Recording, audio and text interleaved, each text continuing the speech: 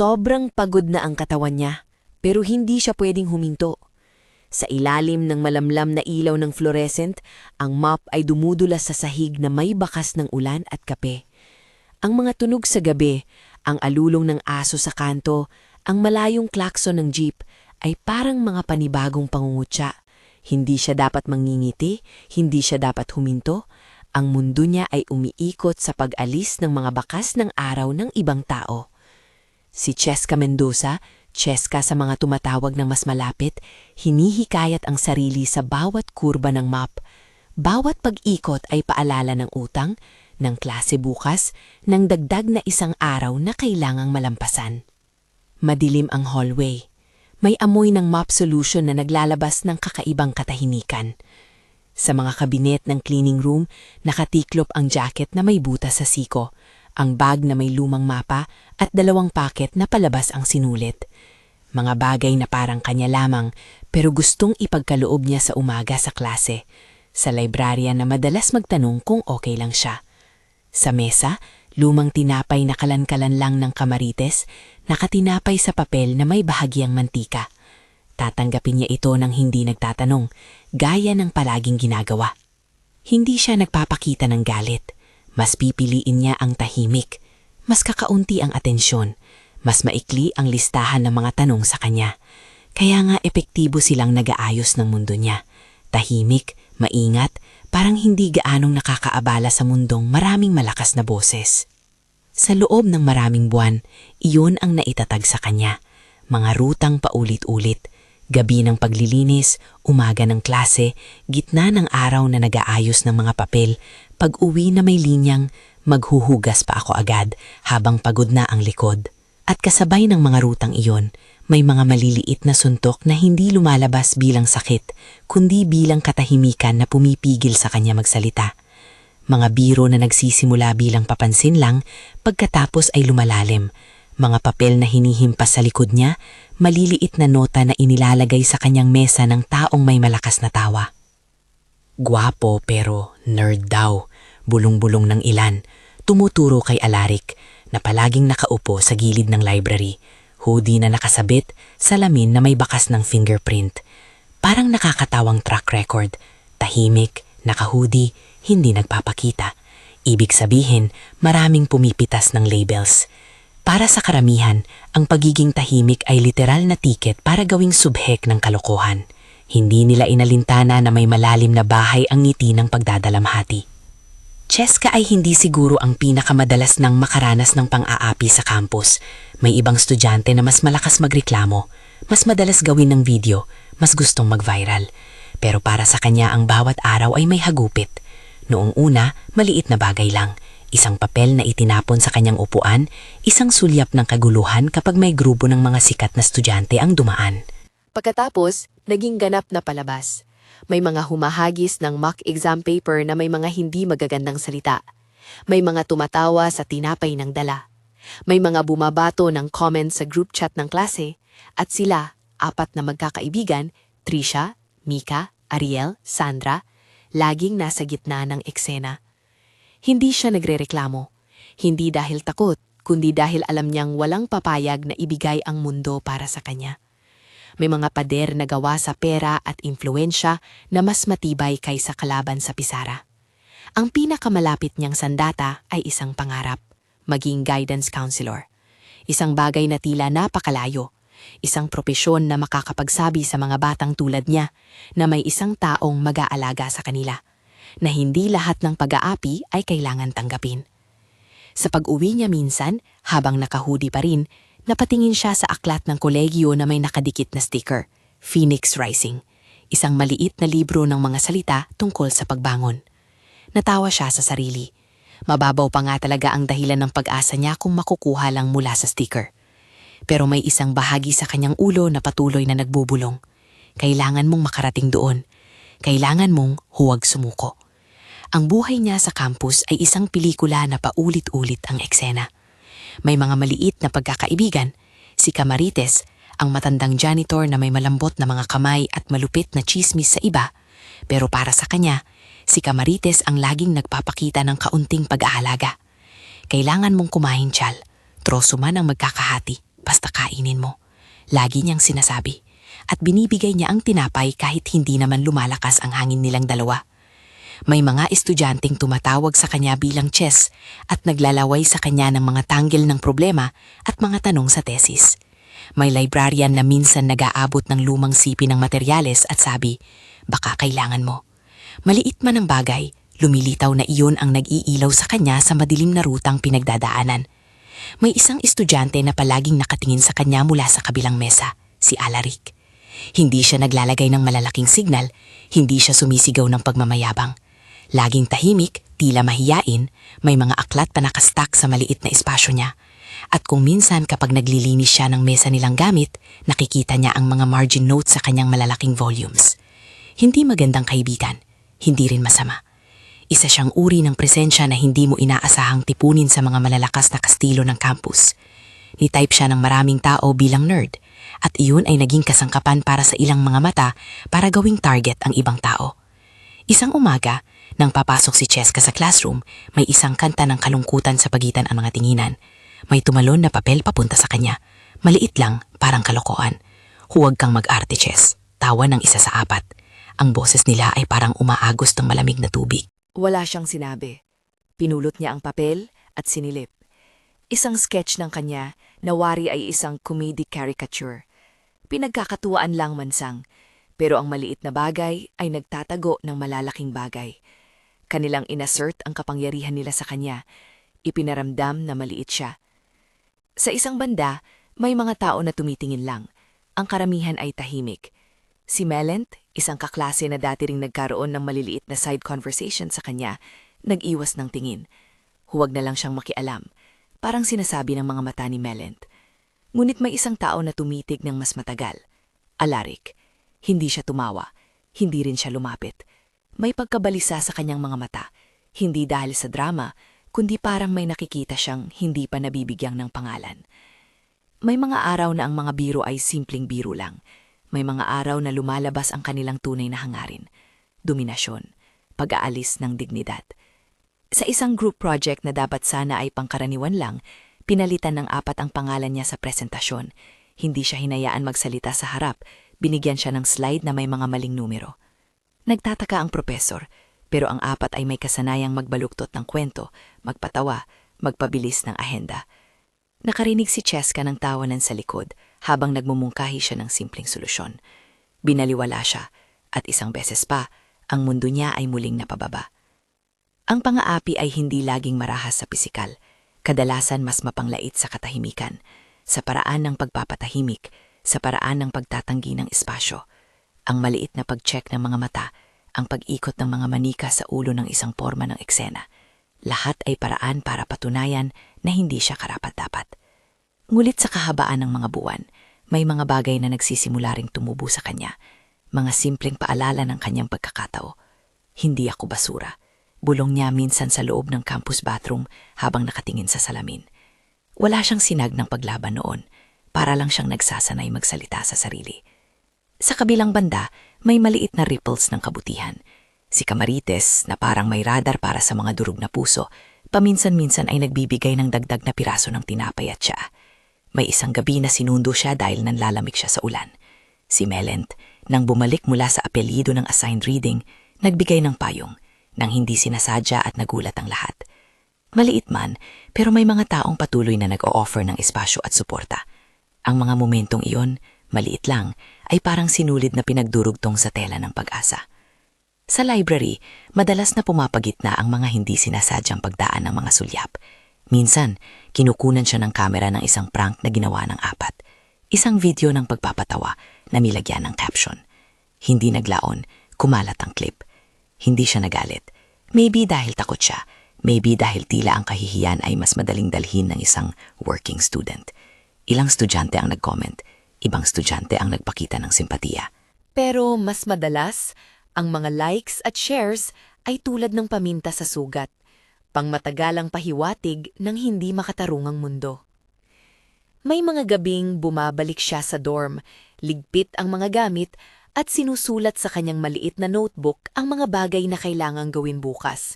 mga numero ng project partners, mga schedule sa pagtatrabaho, at sa dulo ng listahan, ang linyang paulit-ulit, guidance counselor. Kadalasan, sa kanyang sulat, may isang maikling tula na walang rima. May nag-aalagang bata sa loob ko. Hindi siya malilimutan. Minsan, binabasa niya itong mataimtim para ipaalala sa sarili ang dahilan ng pag-uwi ng pagod. Isang gabi, pagkatapos ng pagpasok ng ulan, may kakaibang tensyon sa campus. Ang mga bintana ng lecture hall ay kumikislap sa liwanag ng kuryente. Ang mga lababo sa labas ng CR ay may maliit na patak ng tubig. Nagtatagalog-tagalog ang mga estudyante sa beranda. May mga laway na nagpapakita ng mainit na chismis. Nagtawanan sila sa kalye, nagbibiruan na parang nakaugat sa comfort ng katatawanan. At doon, sa likod ng kilalang grupo, may isang plano na parang hindi inaasahang lumabas.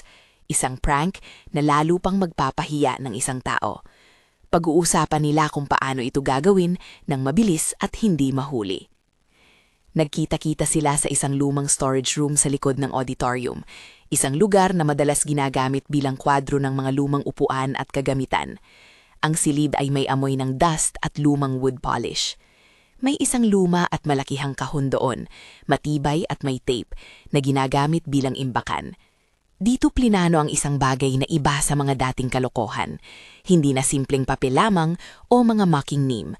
May intensyon ng pagpapahiya na hahantong sa isang malalim na pagkabigla. Hindi nila iniisip na maaabot nito ang dulo ng kawalan. Iniisip nila na isa lang itong eksena, mga teeters ng tawanan na mawawala sa susunod na linggo. Nang unti-unti silang naglabas ng mga nota at mga larawan, nagkaroon ng isang sandali na hindi sinasadyang napansin ni Cheska ang usapan mula malayo. Hindi niya sinasadya. Nagulat siya na may mga tunog, may mga pasong boses. Pinilit niyang lumayo. Pero ang mundo niya ay hindi isang bagay na madaling alisin. Ang mga susunod na sandali ay parang mga eksenang binuo para sa kanya. Sa isang mabilis na galaw, nilak ang pinto at isinilid ang kahon na puno ng tape. May pumalo ng papel sa kanyang mukha. May mga nagbubuntong hinga ng tawa. Sa bahagi ng espasyo, narinig niya ang mga salita na parang malayo. Ipakita natin sa kanya kung sino tayo. Ang tono nila ay may kilabot. Hindi siya nakapagsalita. Ang kanyang dibdib ay pumalo ng malakas. Naramdaman niya ang kahon, matigas, malamig, na pumapasok sa kanyang paligid. Iniwan siyang nakatali, pinatigil ang mga kamay. Ang ilaw ay nag-scrape, nagiging malabong mga hugis. Ang kahon ay may amoy ng esensya ng kahon, glue, tip at kakahuyan. Hindi gaanong maliwanag, pero sapat para magdala ng claustrophobia sa kanyang mga ugat. Ang mundo sa labas ay parang naputol. Mga katawang naglalakad, mga boses na malayo. Wala siyang maabot na phone. Ang hangin sa loob ay bumibili ng malalim. Sa una, akala niya game lamang ito, isang biro na mawawala pagkatapos. Ngunit habang naglalalim ang oras, habang gumugulong ang mga minuto na parang malayong tren na dumaan sa malayong bayan, lumalapot ang takot. Hindi niya naramdaman ang pisikal na sugat, ngunit ramdam niya ang ugat mang pagpaalis ng pagkatao.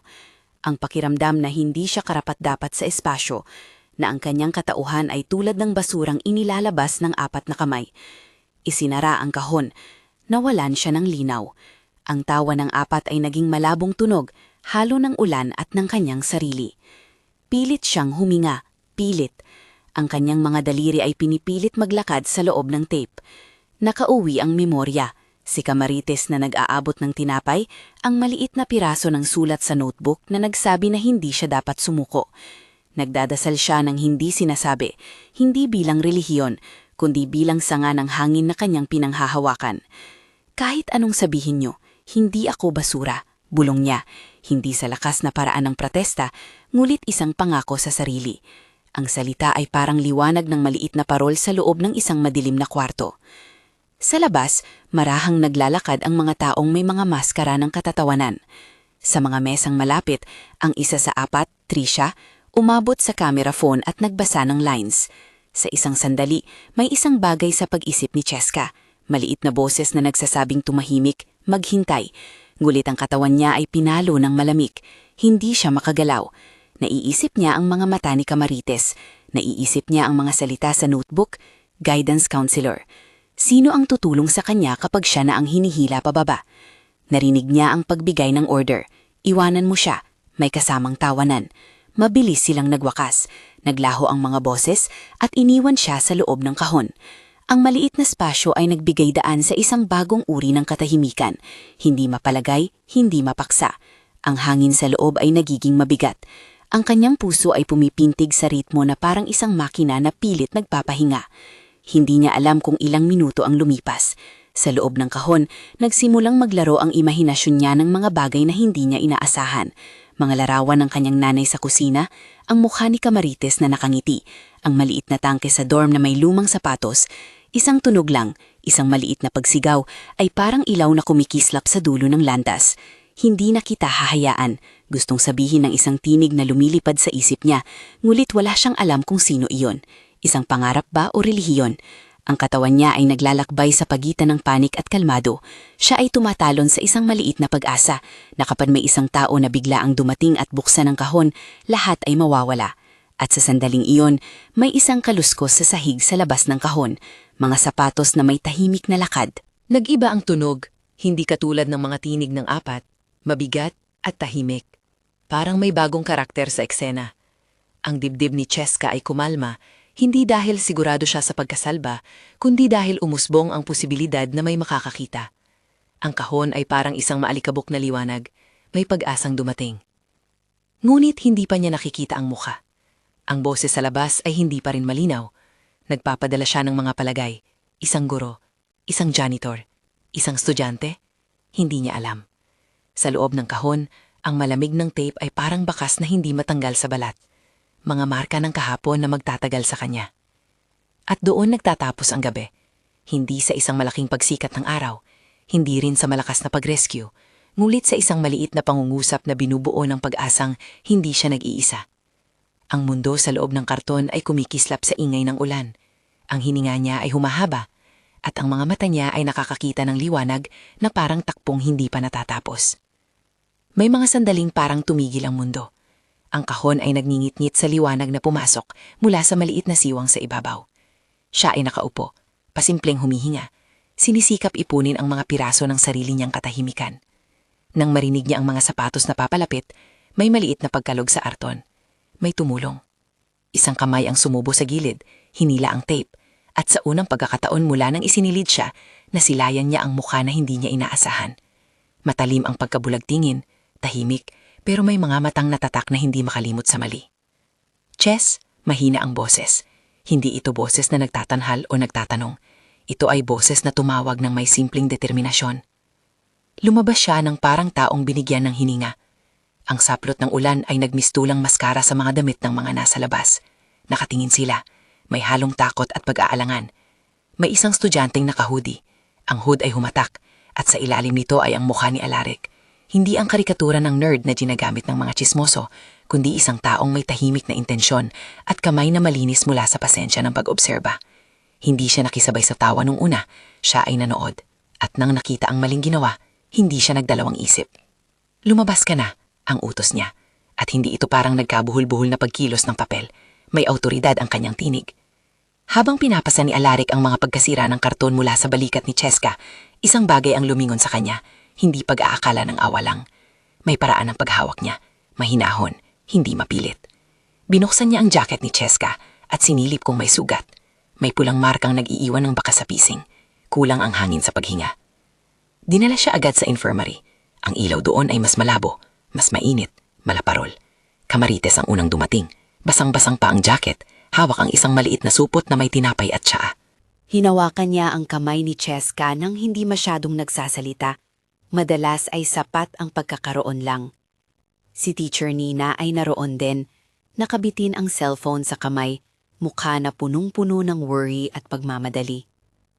Habang tinatanggal ang maliliit na tape at tinutulungan niya siyang huminga ng mas maluwag, narinig niya ang isang tinig na nagsabi ng may katapatan, "Hindi na kita hahayaan." Hindi ito isang pangakong palakasan, ito ay pangakong hindi iiwan. Mula sa mga labi ni Alaric, hindi ito tunog ng pagbubunyi. Ito ay panata na tumutulay sa pagitan ng kahila-hilakbot at ang panibagong simula. Sa panahong iyon, hindi pa malinaw kung ano ang ibig sabihin ng panata, pero para kay Cheska, ang maliit na salita ay naging ilaw na humawak sa kanya. Sa labas ng infirmary, may kaluskos, mga tanong at ang simulated na katahimikan ng mga taong nag-aalangan manakit ng kapangyarihan. Si Teacher Nina agad na tumawag sa principal at sa loob ng 1 oras, ang CCTV ng storage room, ang lumang kamera sa kanto, ay na-download na. May mga estudyanteng nag-file ng pag-uat, isang grupo ng mga staff ang nagtulong-tulong. Hindi isang mabilis na proseso ang hustisya, ngunit ang bukang liwayway ng pagbabantay ay nagsimula. Bago dumating ang pulisya o ang administrasyon, may isang bagay na hindi mapigilan. Ang mundo ng campus ay nagsimulang mag-usap. Nagkakalat ang kwento, hindi sa paraan ng pagbibiro, kundi sa paraan ng alarma. May ilan pang nag-usisa sa likod ng salamin ng kantina, may mga nakakita ng mga screenshot ng video na sinubukang i-delete, may mga nagtatangkang takasan ng responsibilidad na parang usok na mauuwing. Ngunit may isang bagay na nag-iba ang direksyon ng usapin, ang tahimik na tao na hindi mo inaasahan ang magbubukas ng bintana ng katotohanan. Sa unang pagtingin ni Alaric sa mga footages, hindi siya nakangiti. Siya ay seryoso, pinagmamasdan ang bawat frame. Nakita niya ang 4 na may daladalang mga galaw ng pagbibiro, nakita niya ang sandali ng pagsasara ng pinto, nakita niya ang mga kamay na humahadis ng tape, unang maayos hanggang sa maramdaman ng manonood na ang biro ay puno ng ligalik. Alaric hindi nagulat dahil hindi siya bagong dating sa mga nangyayaring hindi pa nasusulat sa papel. Mayroong isang parte sa kanya na nasaktan, hindi dahil siya ay nakikipag-identify lamang kay Cheska, kundi dahil alam niya ang bigat ng pagbabaya ng mga nakamasit. Hindi naglaon, nagsimula ang formal na proseso. Teacher Nina at Principal Vance ay nag-ayos ng pulong. Si Alaric ay tumayo sa tabi ni Cheska, hindi na isang anino sa gilid, kundi may presensya, subtle, tahimik, malalim.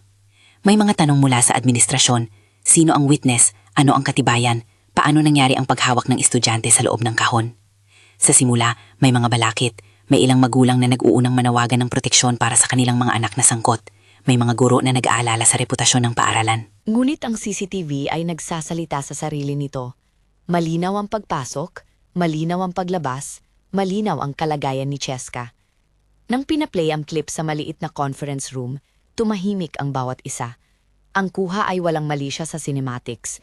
Ito ay mga raw frames ng maliwanag na katotohanan. Ang 4 na estudyante, ang pag-ikot ng kahon, ang pag-alis. Bawat tao ay naging saksi sa isang pinilit na eksena.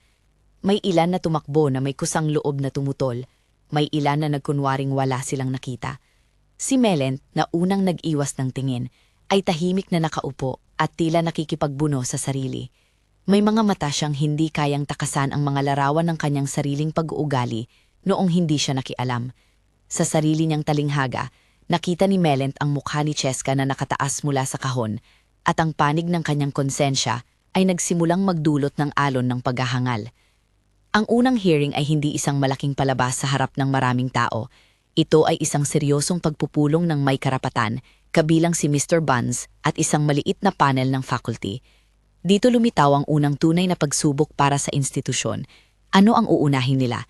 Reputasyon o katarungan? Nasa harap nila ang ebidensyang hindi maikakaila. At sa pagkakataong iyon, nang magsimulang magbanta ang ilan sa kapangyarihan ng mga magulang ng 4, may isang pangyayari na ipikit ang maraming bibig. Tumayo si Alaric, tahimik ngulit matatag.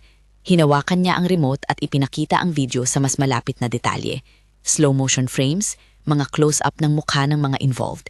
Hindi siya nagbigay ng sermon, pinakita lang niya ang katotohanan. Pagkatapos, nang magtanong ang principal kung anong reputasyon ang dahilan ng kanyang pakikialam, lumabas ang salita na parang bomba. Ako ang may-ari nito, mahinang sinabi niya, at ang kanyang tinig ay nagkakabit ng bigat. Hindi ito palpapalaki, ito ay pag-angkin ng responsibilidad. Naggambala ang hangin sa conference room. Ang mga magulang na dati may mga tanong tungkol sa kanilang anak ay nagkatinginan. Kung bakit hindi nila narinig ang katahimikan sa boses ni Alaric, hindi mahalaga. Ang mahalaga ay ngayon ay may isang tao na hindi lamang nagrereklamo, kundi kumikilos. May mga magulang na nagtatangkang i-minimize ang kaso at magtanong kung may pwesto pa ba para sa restorative measures o probation. Ngunit sa simpleng pahayag na iyon, Ang pag-angkin ng may-ari, nagbago ang dynamics. Hindi lang pera ang nasa likod ni Alaric. May impluensya siya sa kung paano haharapin ng institusyon ang kanyang sariling tao. Sa susunod na araw, habang nagpapatuloy ang investigasyon, lumabas ang tensyon. May mga magulang na nag-aabang ng konting pangunawa, may mga estudyante na nag-uusap sa koridor, at may mga faculty na nagmumuni-muni kung paano nila dapat ituring ang sitwasyon nang hindi bumibigay sa kapangyarihan. Si Alaric ay hindi nagpaalam sa kanya ng ingay. Tinawag niya ang atensyon sa pagkuha ng tamang hakbang. Recorded confession mula sa CCTV, testimonya mula sa mga saksi, at isang malinaw na panukala para sa disciplinary sanctions. Si Melent, sa wakas, nagdesisyong magsalita. Hindi iyon dahil sa takot sa parusa. Ito ay dahil sa bigat sa kanyang konsensya ng pagiging isang tidal wave ng katahimikan. Nagsimula siyang maglakad papasok ng opisina ni Teacher Nina at pinatay patin ang kanyang sarili. Hindi ako tumulong. Natatakot ako. Bulong niya. May mga luhang naglalakbay sa dulo ng kanyang dila. Pinagtibay ng Teacher Nina na mahalaga ang kanyang testimonya, hindi bilang pagdadahilan sa sarili, kundi bilang tulay para sa hustisya. Sa hearing, binanggit ni Melent ang detalye na hindi pa nararamdaman ng madla. Ang unang paglak ng pinto, ang tinig ng 4 na nagrereklamo, ang tunog ng mga sapatos na umalis. Hindi ito mabigat na pagbubunyag ng kasalanan, ito ay isang pagtalikod sa katahimikan. Dumating ang oras ng hukuman ng paaralan. Ang administrasyon ay nagtakda ng disciplinary board, mayroong formal na pagsusuri, pagtatanong, at oportunidad para sa 4 na magbigay ng kanilang panig. Ngunit ang panahon ay hindi para sa pag-ikot ng palibot. May ebidensya.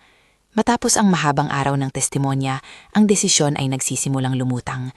Suspensyon ng may revocation ng scholarship at sa kalaunan expulsion kung ang kahihinatnan ay hindi magbabago. Para sa 4, ang mundo ay nawalan ng isang ventilador ng bilis. Para kay Cheska, ito ay unang simula ng pag-angat. Hindi magandang aliw ang ginawang bansa ng administrasyon, ngunit naging malinaw na ang pagkilos ay posible kapag may taong may kapangyarihan na hindi natatakot gumamit nito. Sa mga susunod na linggo, nagsimula ang mga pisil ng paghilom. Hindi ito madali. Ang gabi ng pagkakasalansan ng takot ay nag-iwan ng marka, hindi lamang sa kanyang pising, kundi sa paraang ng pagtulog sa mga grocery aisles ng isip niya. Ngunit may mga maliliit na sandali ng pagpapagaan. Si Camarines ay dumadalaw, nagdadala ng tinay at tsa, na parang maliit na ritual ng pagbabalik loob sa sarili. Si Teacher Nina ay tumutulong na ayusin ang kanyang schedule para hindi masyadong ma-overwhelm ang pag-aaral. Si Alaric ay naging presensya, hindi nang hihimasok, hindi lumalayo. Nariyan lang, mahinahon at consistent. Lumipas ang mga buwan. Unti-unti, nagsimulang bumawi ang mga araw. Si Cheska ay bumalik sa library, nag-aaral na may mas matibay na tingin sa sarili. Sa mga unang pagkakataon mula nang mangyari ang insidente, siya ay umupo sa ilalim ng acacia tree, ang parehong puno kung saan siya nagkakahuat ng kanyang maliit na notebook at nagbasa. Dahan-dahan, isang pag-uusapan ang umusbong sa pagitan nila ni Alaric. Hindi ito agad na pagmamahalan, ito ay unang pagbuo ng tiwala. "Bakit mo ginawa iyon?" tanong niya sa isang gabi habang sabay nilang pinagmamasdan ang liwanag ng kalangitan sa pagitan ng mga sanga. "Ano?" Sagot niya, tahimik. "Bakit mo ako hinahanap sa library? Bakit mo pinili na pumunta sa storage room?" Tuwiran ang tanong niya. Hindi niya hinahanap ang pagkilos ng tagapagtanggol, kundi dahilan ng kanyang presensya sa buhay niya. Huminga si Alaric ng malalim. "Dahil hindi ko matiis na may magpapabagsak ng isang tao ng walang dahilan," sagot niya pagkatapos ng ilang segundo. "Hindi dahil sa ikaw, kundi dahil sa mali. Nagpapaalala lang ako sa sarili na hindi ako dapat tumayo lamang at manood." May isang bahagi sa tono niya na may pagkabukas. Hindi ito nagmumula sa pakiramdam ng mayabang. Ito ay mula sa isang lugar ng pag-unawa. Minsan sa mga batang mayaman, ang pagiging tahimik ay nakikita bilang diskarte dahil natuto silang maghintay. Si Alaric ay may mga bagay sa loob na sadyang hindi itinitingala. At sa bawat pag-uusap nila, naglalabasan ng mga maliit na piraso ng kanyang pagkatao. Isang prone sa mga library notes, isang tao na nakakita ng maling ginagawa at nagpasiya na kumilos. Habang lumalalim ang kanilang pagkakaibigan, nagsimula ang mga simpleng ritual. Pagkuha ni Alaric ng limpyo at mainit na tinapay mula sa kantina, pagpulong sa pag-fill out ng forms para sa scholarship, pag-scan ng mga references para sa thesis, at pagdadala ng isang payak na termos ng tsa kapag malamig. Hindi siya gumagawa ng grand gestures ng walang pag-uusap. Lahat ay hinahabi sa maliit na paggalaw. Si Cheska ay natutong tumanggap ng hindi nag-feel na binibili siya. Ang mga pag-uusap nila ay puno ng mga sandaling katahimikan na normal. Naglalaro sila ng chess sa library, nagbabasa ng parehong aklat at pinag-uusapan ng mga talata na nagbuo ng kanilang bagong pananaw. Ito ay mabagal, mapanagot at may paggalang. Sa isang gabi, nasabi ni Alaric ang isa pang bagay na tumimo kay Cheska. Hindi ito isang malaking karta, ito ay isang sulat. Isa siyang tao na gumagawa ng mga sulat. Sa ilalim ng isang maliit na notebook na puno ng margin notes, may isang pangungusap na paulit-ulit, Phoenix Rising. Ibinigay niya iyon kay Cheska, hindi bilang regalo ng nakokontrol na pag-ibig, kundi bilang isang paalala. Ito ang paborito kong taludtod. Paliwanag niya nang basa siya ng ilang linyang isinulat niya. Hindi ito tungkol sa sino ang nagliligtas. Ito ay tungkol sa kung paano tayo pumipili bumangon, kahit na masakit ang pagbagsak. Natahimik si Cheska. Nasabi niya sa sarili na naramdaman niya ang sariling tinig na sumasagot. Kahit anong sabihin niyo, hindi ako basura. Hindi ito basta linyang paulit-ulit na isinulat niya sa notebook. Ito ay naging mantra na sinasalamin ng mga tao sa paligid niya. Sa mga araw na iyon, natutunan niyang magbigay ng spasyo sa sarili. Hindi bilang paraan ng pag-iwas, kundi bilang paraan ng pagbubuo. May mga setbacks, nagkaroon ng isang insidente kung saan nakikita niya pa rin ang tatak ng kahon sa kanyang panaginip. May isang gabi na matagal siyang hindi makatulog at muntik ng tawagin ng kamarites. May pagkakataon din na may isang komento sa social media na sisiklab ng lumang takot. Ngulit sa bawat setback, may taong nandyan. Teacher Nina na tumigal para sa isang cup of coffee at simpleng nakinig. Si Melent na nagbigay ng isang oras sa pag-uusap at isang tunay na paghingi ng tawad. At si Alaric na hindi nagpasaring ng mga klishe kundi nagbigay ng mga maliit na gawa. Katumpakan sa inspeksyon, tulong sa dokumento, oras para mag-aral. Ang pag-ibig nila ay hindi sabay-sabay sumabog. Ito ay unti-unting tumugo.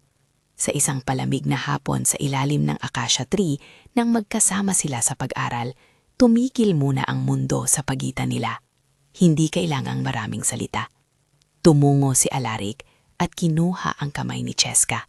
Hindi dahil kailangan niya sino man nasagipin siya, kundi dahil gustong magbahagi ng patunay na may taong pipiliin siyang makasama. Ches, mahina niyang bungad. Hindi kita ilalayo sa sarili mo. Hindi kita ilalayo sa laban mo. Tumungo si Cheska, at sa paanan ng akasya, nagkaroon ng sandaling proteksyon. Isang pangakong hindi lunas, ngunit kasama. Nandoon ang pag-asa na ang isa sa kanila ay pipiliin makisama, hindi magtira. Lumipas ang mga taon ng kolehiyo na may tampok na mga araw. Si Cheska ay nagpatuloy sa kanyang coursework, nag-volunteer sa guidance office, at nagsama ng mas maraming working students. Tinulungan niya ang mga bata na humingi ng part-time jobs na hindi magpapahiya at nagturo ng mga paraan para mag-budget. Sa bawat maliit na nagawa niya, naroon ang mga matang nanonood. Mga estudyanteng dati ay tahimik, ngayon ay tumitingin ng may respeto. Hindi lamang siya nag-angat para sa sarili, nagsimula siyang magtatag ng maliit na network ng mga estudyanteng nangangailangan.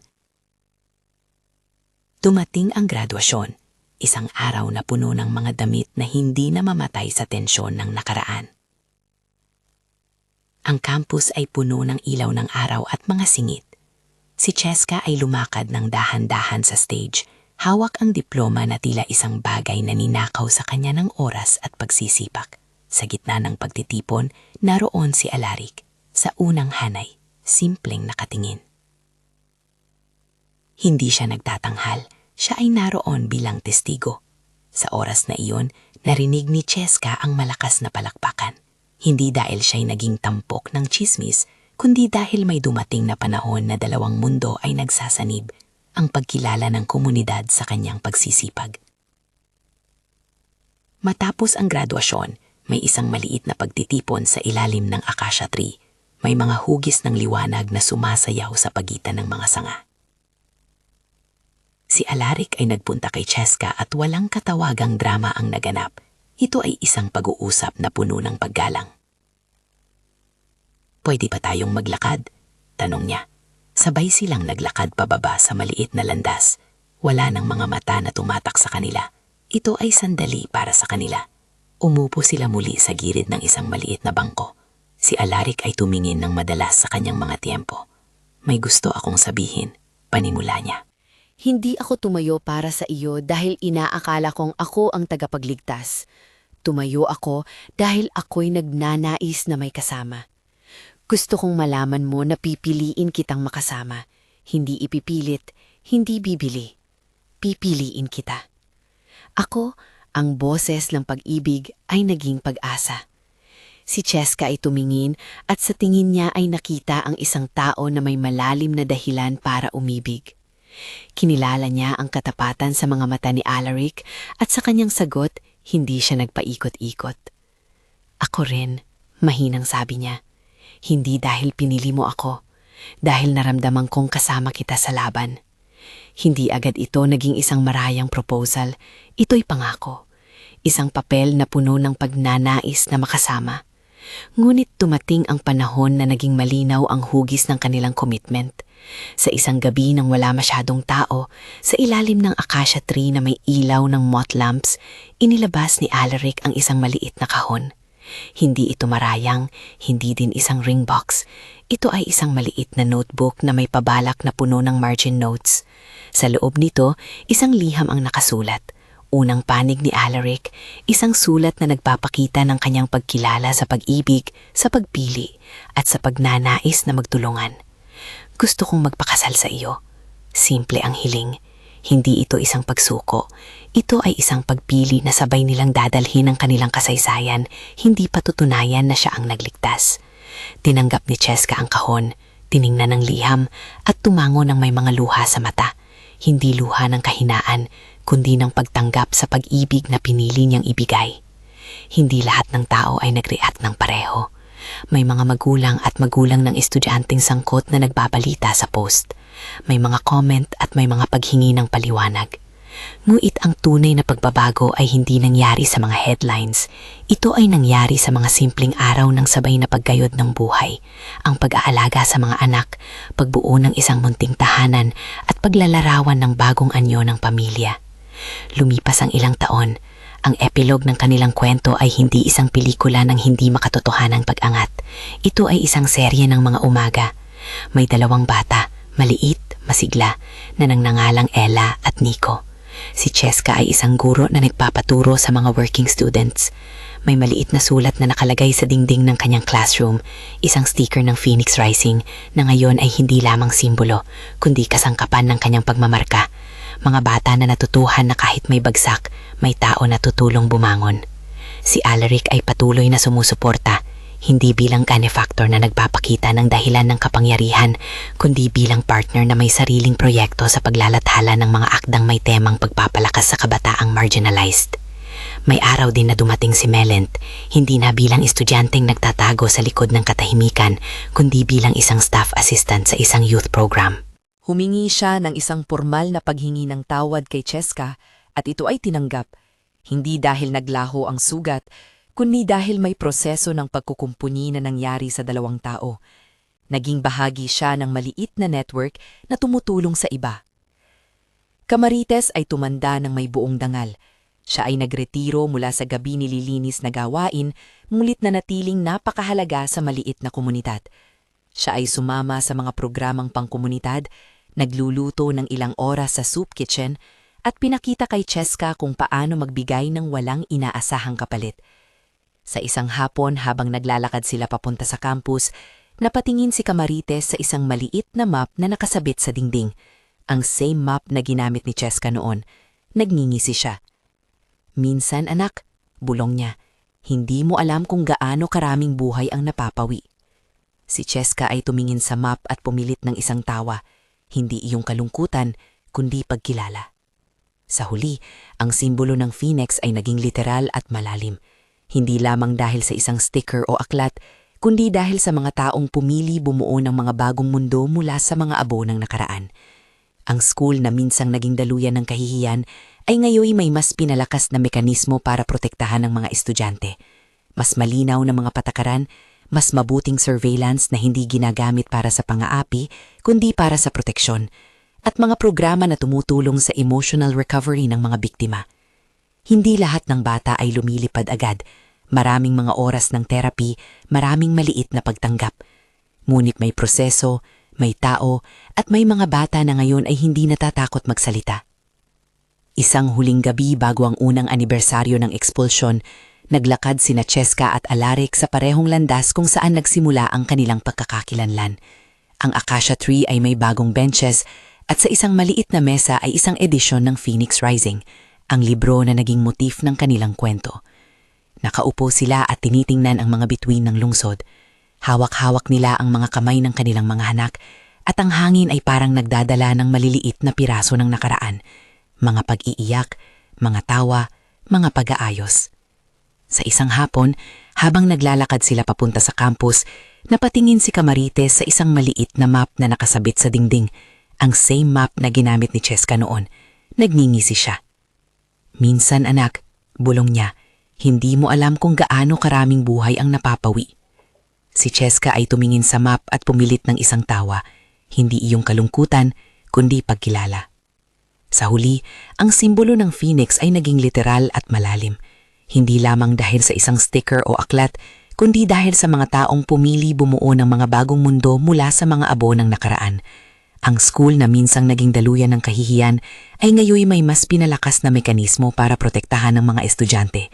Mas malinaw na mga patakaran, mas mabuting surveillance na hindi ginagamit para sa pang-aapi kundi para sa proteksyon, at mga programa na tumutulong sa emotional recovery ng mga biktima. Hindi lahat ng bata ay lumilipad agad. Maraming mga oras ng therapy, maraming maliit na pagtanggap. Ngunit may proseso, may tao, at may mga bata na ngayon ay hindi natatakot magsalita. Isang huling gabi bago ang unang anibersaryo ng expulsion, naglakad sina Cheska at Alaric sa parehong landas kung saan nagsimula ang kanilang pagkakakilanlan. Ang acacia tree ay may bagong benches at sa isang maliit na mesa ay isang edisyon ng Phoenix Rising, ang libro na naging motif ng kanilang kwento. Nakaupo sila at tinitingnan ang mga bituin ng lungsod. Hawak-hawak nila ang mga kamay ng kanilang mga anak at ang hangin ay parang nagdadala ng maliliit na piraso ng nakaraan. Mga pag-iiyak, mga tawa, mga pag-aayos. Sa isang hapon, habang naglalakad sila papunta sa campus, napatingin si Camarines sa isang maliit na lalaki sa library.